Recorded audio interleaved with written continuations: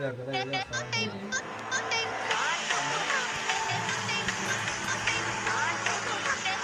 แต่ที่สามเดือน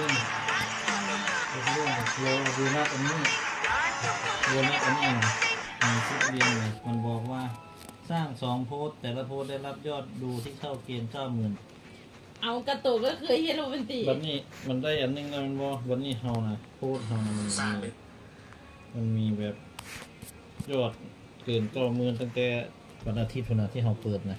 วันอาทิตย์เป็นที่ใดวันอาทิตย์วันที่ใด47วันอาทิตย์วันที่17มันบอกอันนี้เฮาก็ได้แล้วนี่ยอดอัน200,000 กว่าวิวนี่อันนี้เฮาก็ได้ยอดสิเป็นล้านแล้วอันนี้เฮาก็ได้ยอดอัน100,000 กว่าแล้วมันเป็นยังบ่ได้อยู่ก็ไหนจะ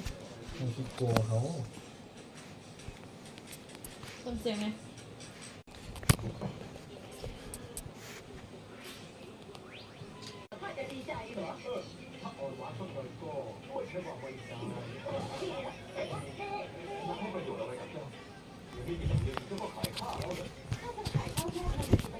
โอ้